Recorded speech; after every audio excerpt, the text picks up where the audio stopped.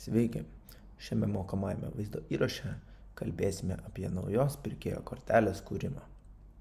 Parodysiu, kaip greitai užpildyti kortelę pasinaudojant Lietuvos juridinių asmenų duomenų baze, kaip susitvarkyti adresą bei kur nustatyti pirkėjo finansinės sąlygas.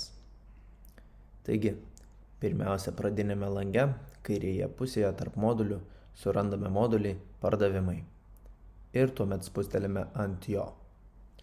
Atsivėrusiame modulyje tarp kodifikatorių randame SL11 formą pavadinimu pirkėjų lentelę ir ją atidarome. Paspaudus atsidaro naujas langas, kuriame, kad pamatytume visus pirkėjus lentelėje, turime paspausti paieškos mygtuką su padidinamojo stiklo atvaizdu.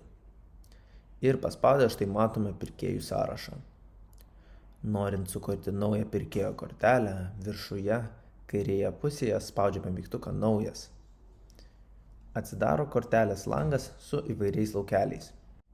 Jeigu žinome tiekėjo įmonės kodą, galime jį įvesti į laukelį įmonės kodas. Pavyzdžiui, įveskime kodą 111471645. Įvedus kodą, iš dešinės pusės spausime mygtuką pasaulėlio atvaizdu. Sistema automatiškai suras įmonės duomenis Lietuvos juridinių asmenų duomenų bazėje ir juos užpildys pirkėjo kortelėje. Pavadinimą, įmonės kodą, PVM kodą, adresą ir kitą informaciją. Taigi, galime paspausti. Paspaudus matysite naują atsidariusį langą.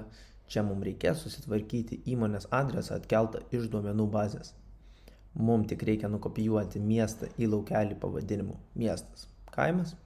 Kai adresą susitvarkėme, galime spausti išsaugoti. Išsaugoję esame nukelti į prieš tai matytą langą ir kaip matome, visa informacija apie juridinį asmenį yra nukopijuota į naująją kortelę. Lieka tik susipildyti elektroninio pašto adresą ir telefono numerį. Taip pat galime užpildyti informaciją apie banko sąskaitą. Tai yra laukelyje sąskaitos numeris, užpildyti sąskaitos numerį ir pasirinkti banką iš esančių sąraše paspaudus mygtuką su daugtaškiu esantį banko laukelio dešinėje. Kai visi duomenys yra užpildyti ir patikrinti, spaudžiame mygtuką išsaugoti. Grįžę į pirkėjų lentelę ir atlikę paiešką pagal kompanijos pavadinimą ar kitą kriterijų, matome, kad naujas tiekėjas jau yra įtrauktas į tiekėjų sąrašą ir yra matomas lentelėje. Jei norime šiam tiekėjui nustatyti tam tikras finansinės sąlygas, pirmiausia, susirandame tiekėją ir 2 kartus spustelime ant tiekėjo, kuriam šias sąlygas norime nustatyti.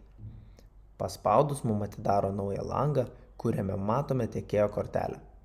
Čia galime spausti ant mygtuko finansai ir matome 2 stulpelius.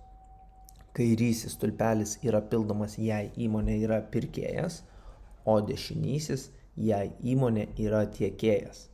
Šiuo atveju mes kūrėme pirkėjo kortelę, tai nustatant finansinės sąlygas pildome tik kairiame stulpelyje esančius laukelius. Kairiame stulpelyje pildome informaciją kaip kalendorinių dienų skaičių, per kurį turi būti padaryti apmokėjimai ar kredito limitai ir panašiai. Nustatę finansinės sąlygas, galime spausti mygtuką viršuje kairėje išsaugoti. Ir kai mus grąžina į pirkėjų lentelės langą, spaudžiame mygtuką uždaryti ir grįžtame į pradinį langą. Taigi, šiame mokomajame vaizdo įraše išmokome, kaip sukurti tiekėjo kortelę pasinaudojant Lietuvos juridinių asmenų duomenų bazėje esančią informaciją, kaip susitvarkyti adresą ir kaip nustatyti finansinės sąlygas. Ačiū už dėmesį ir iki kito pasimatymo kituose vaizdo įrašuose.